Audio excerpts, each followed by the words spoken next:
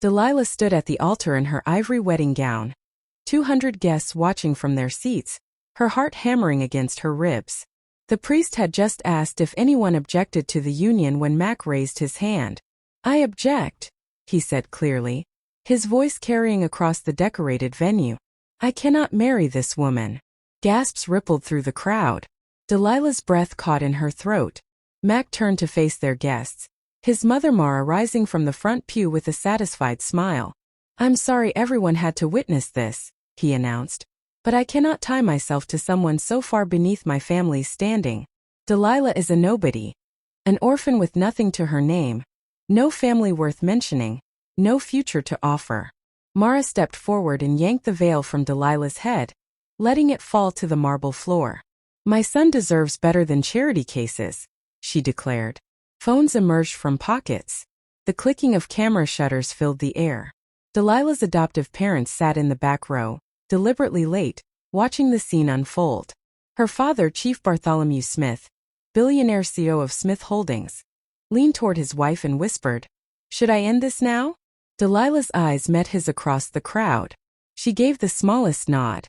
What Mac didn't know was that the poor orphan he was humiliating owned the very ground his family's crumbling empire stood on. "Before we continue, let me ask you something quietly. Where are you listening from right now? And what time is it in your part of the world?" Some of us are hearing this story under the hot afternoon sun. Some in the calm of the night, when thoughts are heavy and hearts are open. Different places, one story, one lesson. If stories like this speak to your heart, please subscribe to the channel. Your like helps this story reach another soul. Your comment tells me you understand the lesson. And when you share, you may be saving someone from the same mistake. Now let us continue. 6 months earlier, Delilah had made a decision that would change everything. "You're going undercover in your own life?" her best friend Vivian had asked, incredulous, as they sat in Delilah's penthouse overlooking Lagos. "Why would you hide who you are?" Delilah had stared out at the city lights, her reflection ghostly in the glass. At 28, she'd inherited her adoptive father's business empire but had never found anyone who loved her for herself, only for the Smith name, the money, the connections. "I want someone to choose me," she'd said quietly. "Not my bank account." Chief Smith had understood, though he'd warned her. "People reveal their true character when they think you have nothing to offer them, my daughter. But be careful. That revelation can break your heart." She'd met Mac at a community education fundraiser where she'd volunteered as a teacher. He'd been charming, thoughtful, asking about her dreams rather than her background. When he'd finally asked where she came from, she told him the technical truth. "I'm an orphan. I was adopted, but I don't like to lean on my adoptive family's name. I want to make my own way." He'd found that admirable. "That takes real strength," he'd said, touching her hand across the cafe table. Their courtship had been beautiful, long walks, deep conversations, genuine laughter. When he'd proposed 4 months later, Delilah had believed she'd finally found authentic love. But meeting his family had introduced the first cracks. Mara had looked Delilah up and down at their first dinner, her smile not reaching her eyes. "So you're a teacher? How quaint. And your family?" "I prefer not to discuss them," Delilah had answered politely. "Because there's nothing to discuss," Mara had muttered to Mac's sister Joyce, loud enough for Delilah to hear. Mac had squeezed Delilah's hand under the table. "My mother just needs time," he'd whispered later. "She'll come around." But Mara never came around.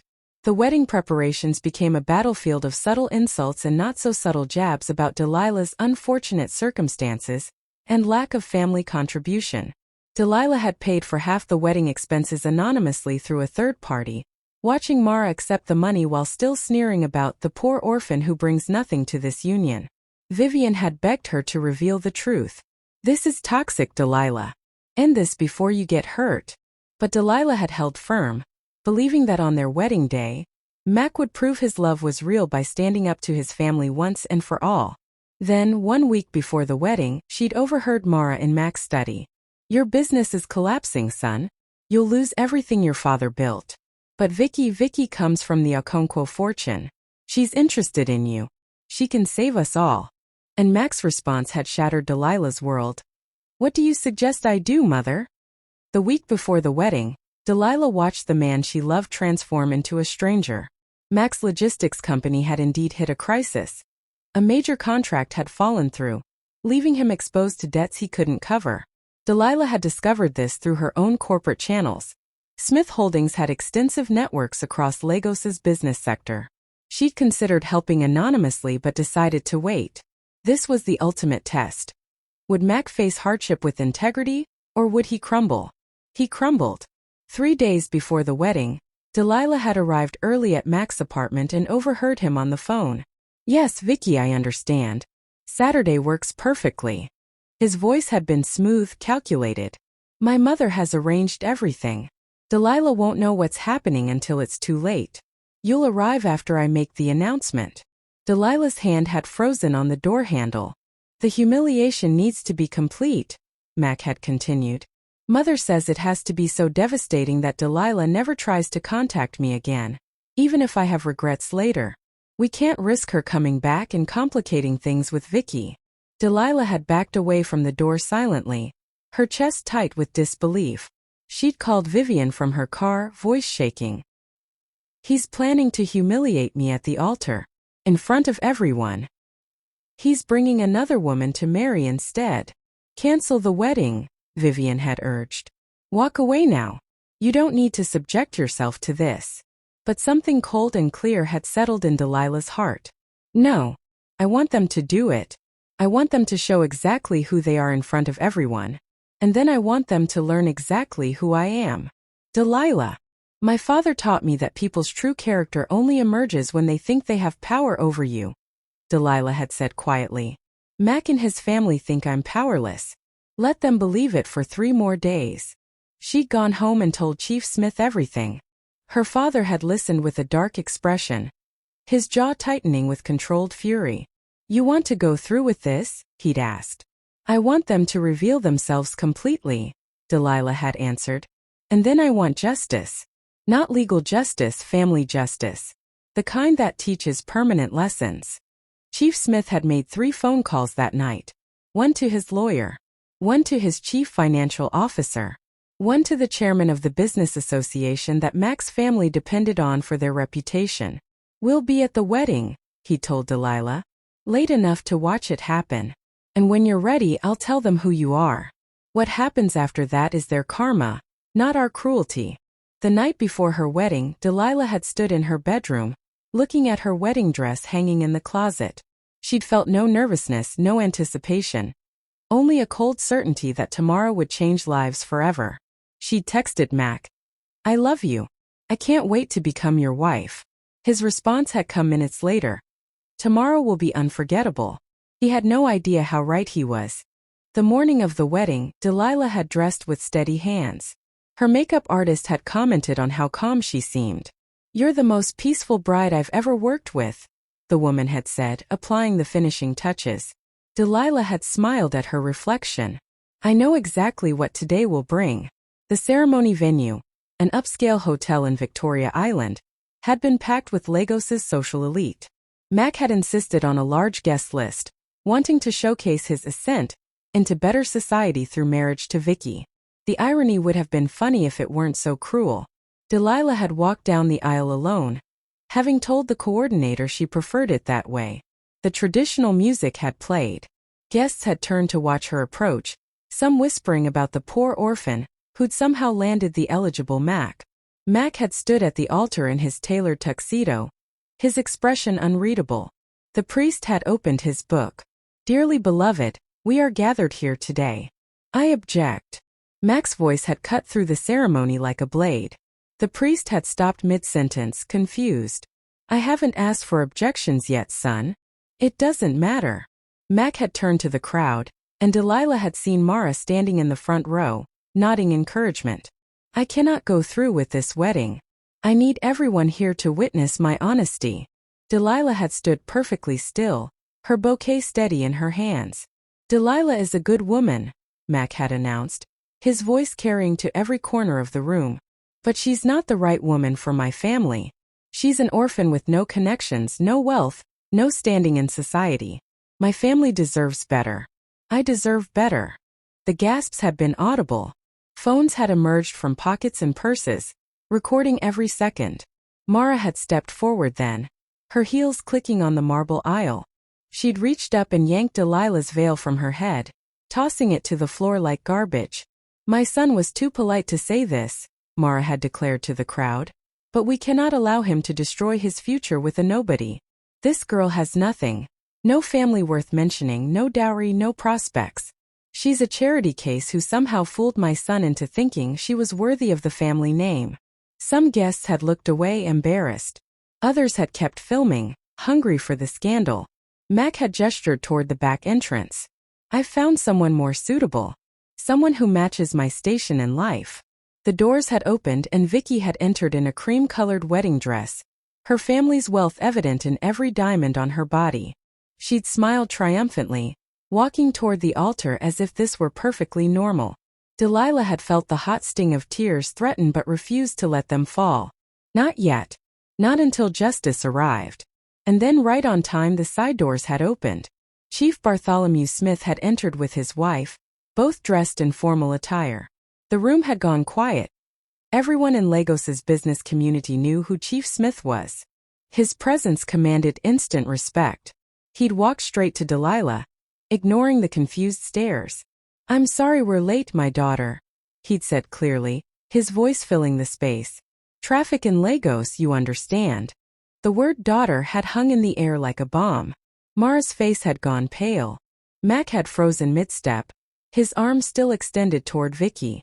Delilah had turned to her father, her voice steady despite the emotion in her chest. "Should we tell them, Daddy?" Chief Smith had smiled. A cold, calculated smile that spoke of power and consequences. "I think it's time, don't you?"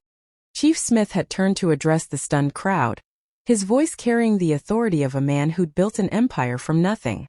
"Allow me to introduce myself properly," he'd begun. "I am Bartholomew Smith, CEO of Smith Holdings. And this young woman," he'd placed his hand on Delilah's shoulder, "is my beloved adopted daughter, Delilah Smith, heiress to Smith Holdings, executive board member, and as of 6 months ago, the anonymous investor who's been keeping Mac's failing logistics company afloat." The silence had been absolute. Mac's face had drained of all color. Mara had stumbled backward, gripping a pew for support. That's impossible," Mac had stammered. "She's a teacher. She's nobody. She is worth more than your entire family will see in 3 generations," Chief Smith had said quietly. "And she chose to hide that from you to see if you were a man of character. You've answered that question quite definitively today." Delilah had finally spoken, her voice clear and cold. "I paid for half this wedding, Mac, through a private account. I watched your mother take that money while calling me a charity case. I listened to you plan my humiliation while I loved you genuinely. And now everyone here knows exactly who you are." Vicky had backed away from the altar, her expression shifting from triumph to horror as she'd realized what she'd walked into. Chief Smith had removed his phone from his pocket. "My lawyers are filing paperwork as we speak. The investment in your company is being withdrawn effective immediately. The building you lease for your offices? That's mine too. You have 30 days to vacate." Mac had stepped toward Delilah, hands outstretched. "Delilah, please, I can explain." "Don't touch me," she'd said, her voice breaking for the first time. "Don't ever touch me again." She'd turned and walked down the aisle, her father beside her, leaving Mac standing at the altar with his mother and his would-be replacement bride. 300 phones recording every second of their disgrace. Within 2 hours, the video had gone viral across Nigeria. By evening, it was on international news sites. Groom humiliates bride, discovers she's secret billionaire heiress. Within a week, the consequences had multiplied like a plague. Mac's logistics company had received foreclosure notices. Without Smith Holdings' investment, the creditors had moved swiftly. The business Mac's father had built over 30 years had collapsed in days. Vicky's family had publicly distanced themselves from Mac, with her father releasing a statement condemning men who lack basic decency and moral character. Vicky herself had given an interview calling Mac the kind of man who humiliates women at altars. What kind of monster does that? Mara had suffered a breakdown and been hospitalized for stress-induced hypertension. Her other children, Mac's siblings, had turned on her viciously, blaming her for orchestrating the disaster that had destroyed their family's reputation. The business community in Lagos had watched the video with disgust. Contracts had been cancelled. Partnerships had dissolved. The family name had become synonymous with cruelty and moral bankruptcy. Mac had camped outside the Smith estate, begging for an audience with Delilah. Security had turned him away every time. On day 7, Mara had arrived at the gates on her knees, weeping, begging for mercy. Delilah had watched from her bedroom window, her face expressionless. "Let her kneel," she told the security chief. "Let her feel what powerlessness tastes like." 3 months after the wedding that never was, Delilah stood in her office at Smith Holdings, reviewing the quarterly reports. Her life had moved forward with purpose and clarity. The same could not be said for Mac and his family. The Davis family, that was Mac's surname, had lost everything. Their company had been liquidated, the assets sold to pay debts. The family home had been foreclosed. Mara's siblings, wealthy in their own right, had refused to help after learning the full story of what happened at the altar. "You humiliated that girl in front of the entire city," Mara's own brother had told her. "You thought she was powerless, so you treated her like garbage. Now you face the consequences. Don't come begging to me." Mac had found work as a logistics coordinator at a small shipping firm, a position several levels below what he'd once commanded. His co-workers had recognized him from the viral video. Some pitied him. Most avoided him, uncomfortable with the moral stain he carried. Vivian had kept Delilah updated on the gossip circulating through Lagos society. "They're saying Mara has aged 10 years in 3 months. And Mac, they say he's a ghost of himself. Haunted." "Good," Delilah had replied simply. But not all her responses had been punitive. Mac's younger sister Joyce had reached out privately, writing a heartfelt letter apologizing for her family's behavior. "I was too weak to stand up to my mother," she'd written. "But I want you to know that what they did to you was unforgivable. I'm ashamed to share their name." Delilah had met with Joyce at a quiet cafe. The young woman had wept, explaining how Mara had dominated the family through manipulation and emotional abuse. "I don't expect forgiveness," Joyce had said. "I just wanted you to know that not all of us are like them. And I'm sorry. I'm so deeply sorry." Delilah had studied her for a long moment, then made a decision that surprised even herself. "I'm starting a mentorship program for young women in business. If you're serious about becoming a different person than your mother, I'll give you a chance to prove it." Joyce had looked up, shocked. "Why would you help me after what my family did?" "Because," Delilah had said quietly, "punishment of the innocent isn't justice. It's just more cruelty. And I refuse to become what they are." The mentorship had begun, and Joyce had proven herself dedicated and humble. It was a small mercy in an ocean of deserved consequences. Chief Smith had watched his daughter navigate the aftermath with pride. "You've handled this with more grace than I would have," he told her one evening as they reviewed business reports together. "They destroyed themselves," Delilah had replied. "I just removed the safety net they didn't know they were standing on. Gravity did the rest." For months after the wedding, Delilah had attended a charity gala for women's education. The same type of event where she'd met Mac. She'd been networking with donors when she'd spotted him across the room. Mac had been there with his new employer, looking diminished in an off-the-rack suit that didn't quite fit. He'd seen her in Frozen, his face cycling through emotions. Shame, longing, regret, fear. Delilah had excused herself from her conversation and walked over to him. Up close, she could see the toll the months had taken. The lines around his eyes, the weight he'd lost, the way he couldn't quite meet her gaze. "Delilah," he'd whispered. I don't have words for how sorry I am. I destroyed the best thing that ever happened to me because I was weak and greedy, and I let my mother convince me that money mattered more than love." She'd looked at him for a long moment, remembering the man who'd held her hand across cafe tables, who'd made her laugh, who'd promised forever. "I believe you're sorry," she'd said finally. "I believe you regret it every day. But Max, some things can't be undone. You didn't just break my heart at that altar. You humiliated me in front of hundreds of people because you thought I was powerless. You planned it. You executed it. You would have married someone else 5 minutes later without a second thought." Tears had slipped down his face. I know. And I'll live with that for the rest of my life. Yes, Delilah had agreed. You will. That's your consequence. You'll always be the man who did that. No amount of apology can erase it. She'd turned to leave, then paused. I forgive you, Mac. Not for your sake but for mine. I refuse to carry hate in my heart. But forgiveness doesn't mean reconciliation. It doesn't mean forgetting. And it doesn't mean there aren't permanent consequences for your choices. I understand, he'd said, his voice breaking. I hope you become a better man, Delilah had said. I hope you learn from this. But you'll learn it without me. Goodbye, Mac. She'd walked away then, back to her life, her empire, her purpose. 6 months after the wedding that never was, Delilah launched the Dignity Foundation, a nonprofit providing legal and financial support to women humiliated or abused by families during wedding ceremonies or marital negotiations. The foundation's promotional video included her story, told in her own words, showing her face for the first time in connection with the viral video. I had the power to fight back, she'd said in the video. But millions of women don't. This foundation is for them.